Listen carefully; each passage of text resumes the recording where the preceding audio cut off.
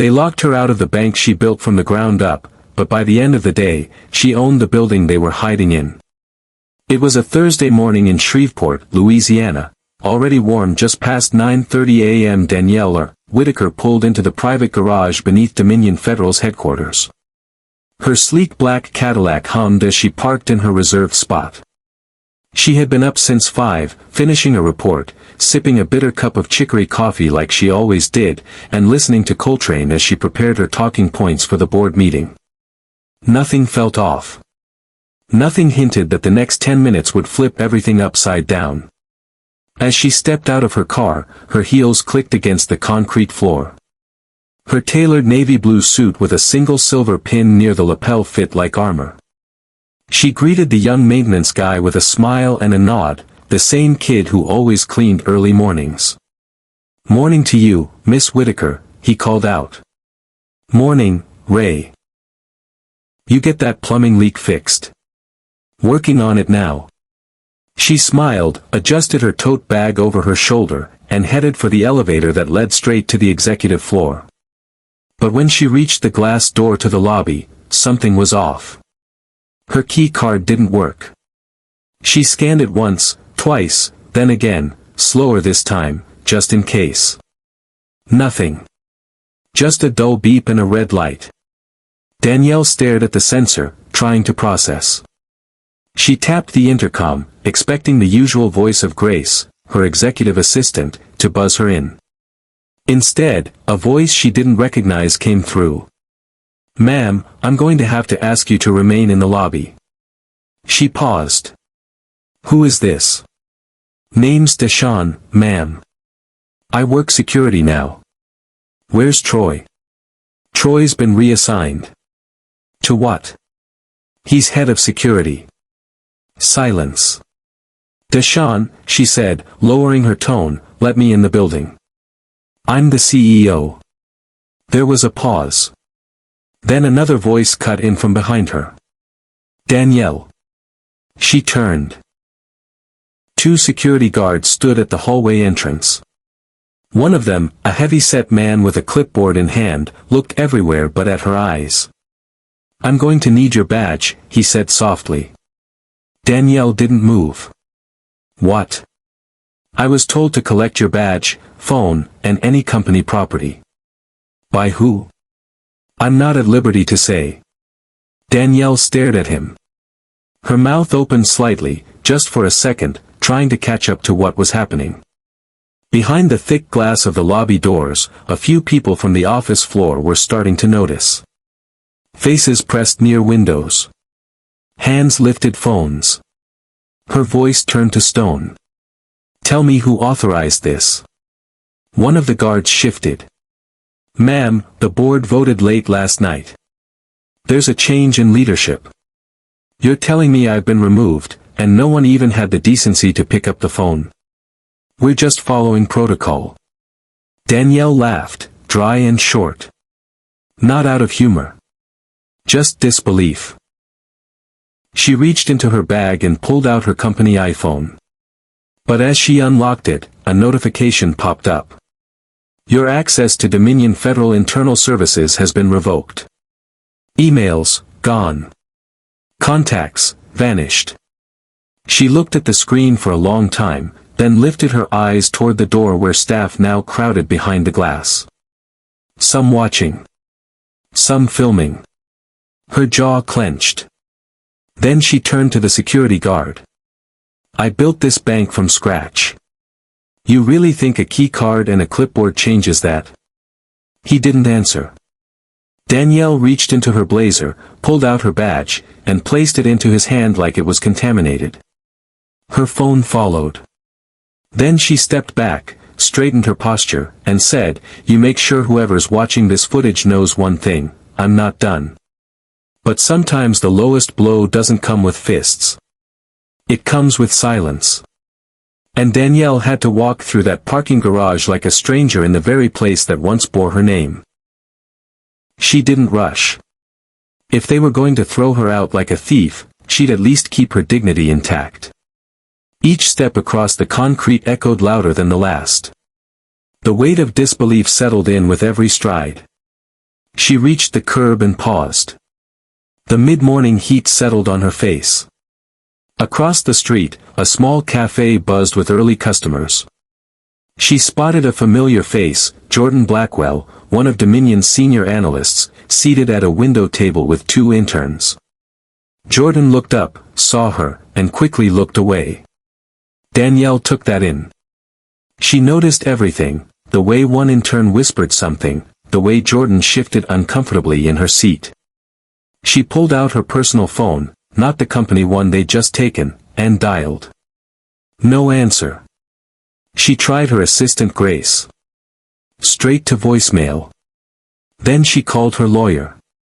Marion Price, came the answer on the third ring. Smooth. Clipped. They just locked me out of my own building. A pause. Come again. I showed up for a board meeting, and security met me with a clipboard and collected my badge, like I'm some intern who got caught stealing printer paper. Marion didn't ask if she was serious. Where are you now? Standing on the sidewalk on Market Street. Everyone in the building probably thinks I've been arrested. A longer pause. Give me 20 minutes. I'll call you back. Do not speak to anyone. Do not post anything. Just wait. Danielle hung up. And that's when she heard it, a voice too familiar, carrying across the street. Danielle. She turned. A man in an ash-colored suit with thin-rimmed glasses trotted across the crosswalk toward her. Walter Easley. Chief Operating Officer. One of the very people she brought into the company 5 years ago. He smiled like nothing had happened. What a mess, huh, he said. Danielle didn't return it. You were in that meeting, weren't you? He held his palms out like it wasn't his call. Look, this isn't personal. You know how boards work. There were concerns about leadership. About direction. Some felt it was time for a hostile takeover by the very people I promoted. Walter shifted. Danielle, the board felt. No. Don't speak for the board. Speak for yourself. He hesitated. Look, you know how much I respect you. No one's denying what you built. But the last few quarters weren't ideal. You've been stretched. Because I've been in DC trying to secure the minority lending bill for this company. I know.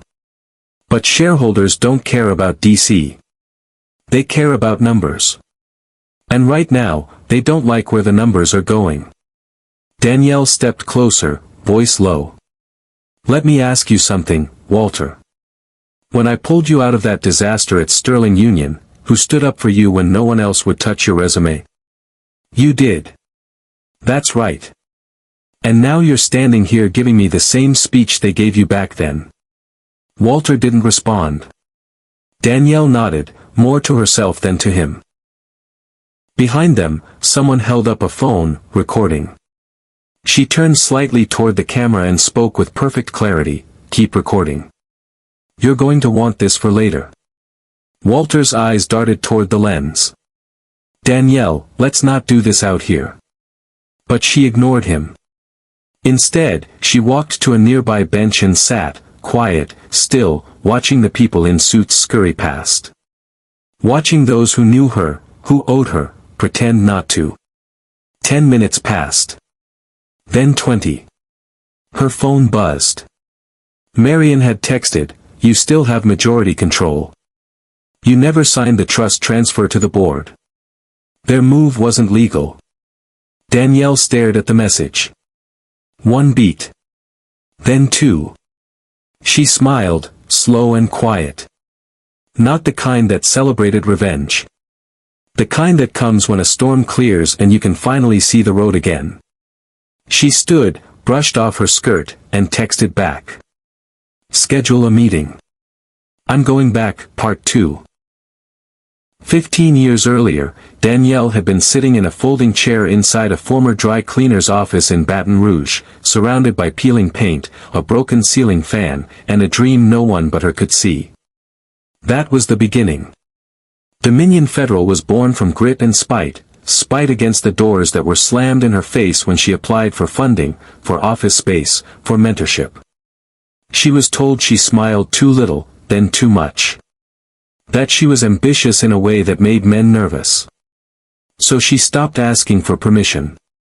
She cashed out her 401k, sold the house her parents left her, and moved into a tiny apartment on the edge of town with bad plumbing and cheaper rent. For 2 years, she worked from that office with a space heater and a prayer, talking local families into trusting her with their money because the big banks in town never did. And when Dominion finally opened its first real branch on Linwood Avenue, she invited every single person who had once told her no. Some didn't come. Some did, and they saw a plaque over the entrance that read, "Ownership isn't given. It's taken.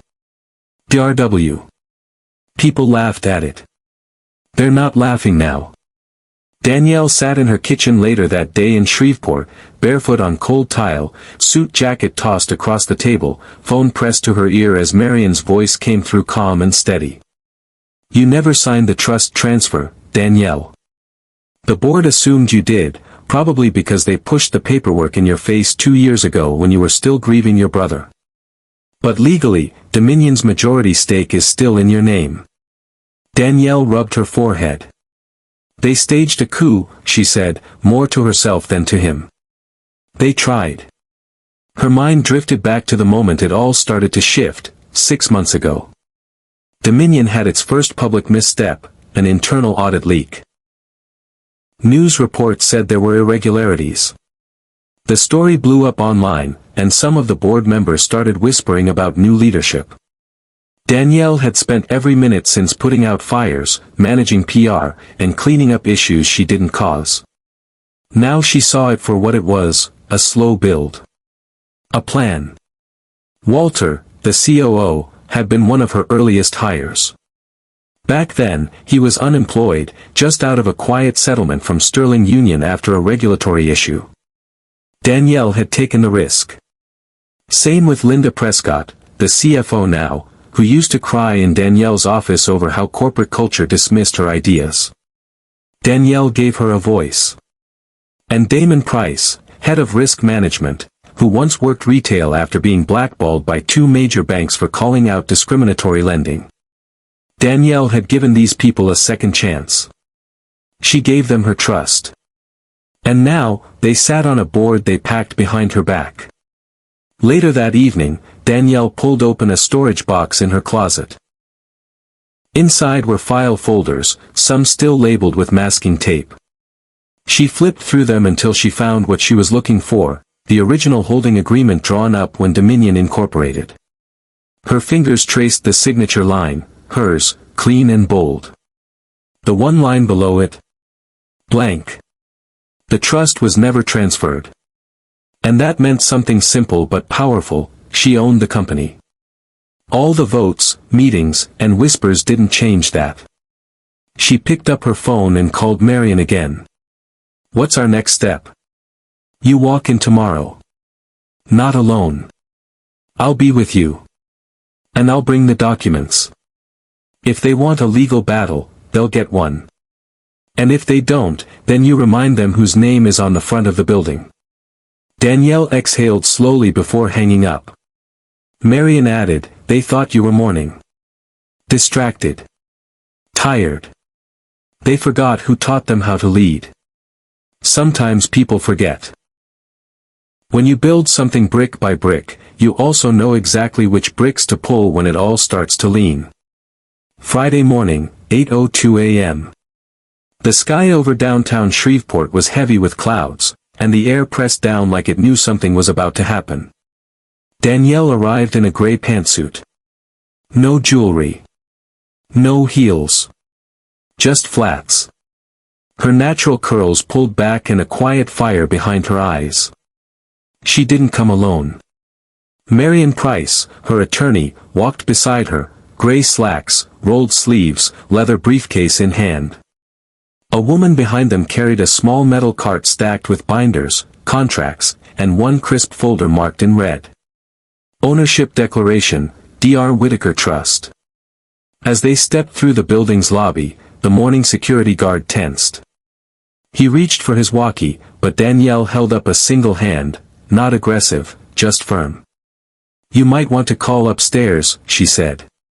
"Let them know the owner's here." The man hesitated. Then he picked up the phone. Upstairs, Walter easily stood by the 10th floor window, already sweating through his dress shirt. Linda Prescott paced behind him, her arms crossed, chewing the edge of a thumbnail. Damon Price scrolled through his phone like maybe the problem would go away if he could just ignore it long enough. "She's bluffing," Damon muttered. Walter didn't answer. A young assistant burst through the door. "She's in the lobby." "Alone?" Linda asked. "No. With counsel. And documents." Walter swallowed.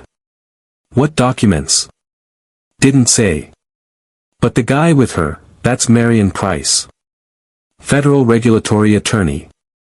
Linda's face went pale. Walter turned. "We're not opening the elevator.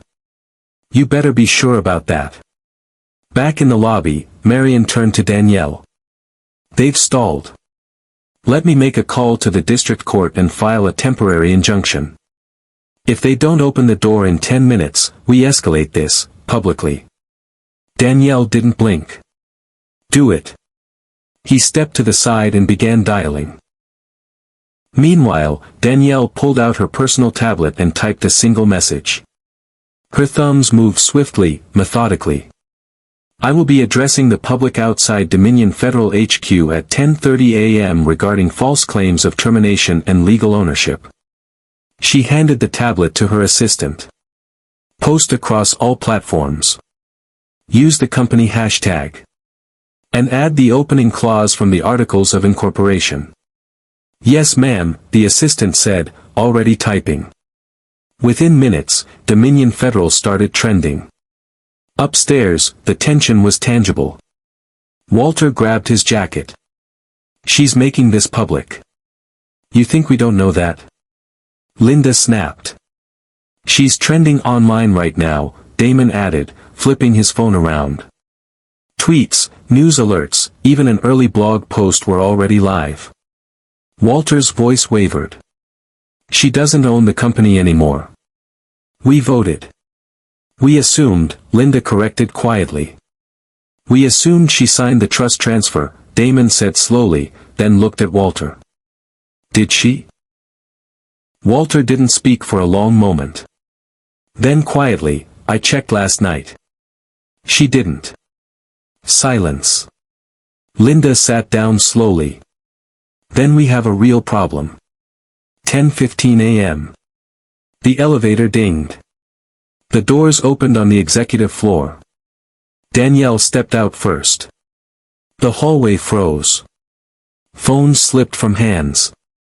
Voices cut off mid-sentence. No one moved. Danielle didn't acknowledge the staring. She walked straight to the glass-walled conference room, pushed the door open, and looked each board member in the face. "Good morning," she said. Walter stood, trying to summon calm. "Danielle, this isn't." She slid the red folder onto the table with precision. "This is the original holding agreement. Signed and filed. With me as the majority stakeholder. That makes your board vote invalid, your actions unauthorized, and your little hallway drama yesterday. A legal violation." No one spoke. Danielle scanned their faces. Calm. Unflinching. "I made each of you.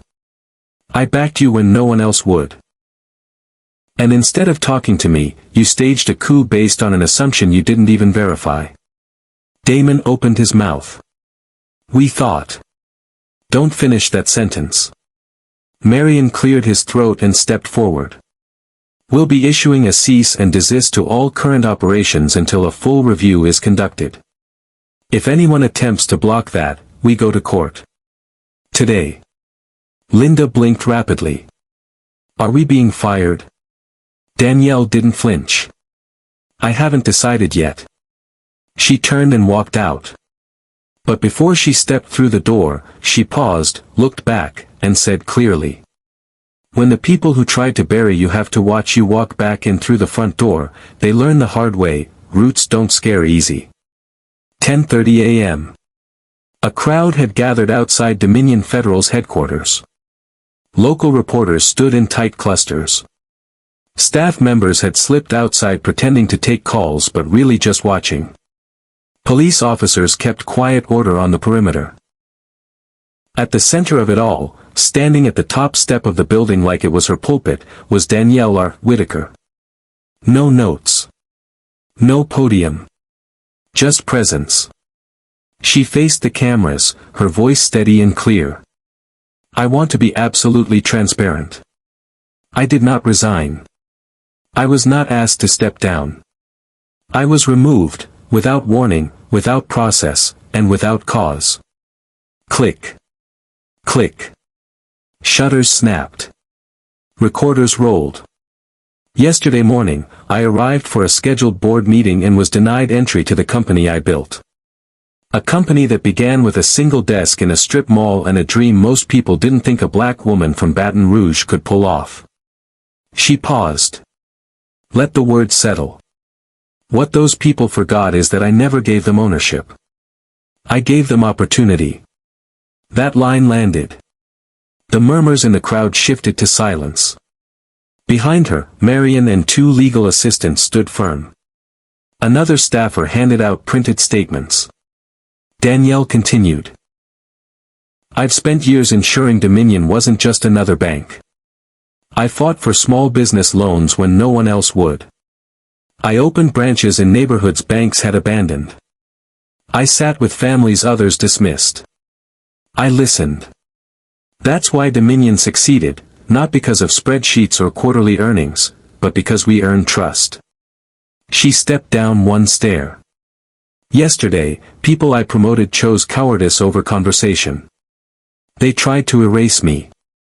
Whispers. Cameras zoomed. But here's the thing, when you build something from the ground up, you don't hand over the keys just because someone says it's time. She looked out over the crowd. Effective immediately, I am resuming my role as Chief Executive Officer of Dominion Federal. Applause erupted. Staff members clapped. Reporters scribbled furiously. Danielle wasn't finished. To our clients, your trust remains safe. To our employees, business resumes as normal. And to those who tried to silence me. She let the silence hold, just for a moment. I hope you remember who hired you. Because I haven't decided yet whether you're keeping your jobs. She stepped back. For a breath, the whole street stood still. Then the question started. Danielle, will there be legal charges against the board? Are you seeking full removal of the directors? How did the board gain the power to try to remove you in the first place? She raised a hand, calmly. There'll be time for those questions.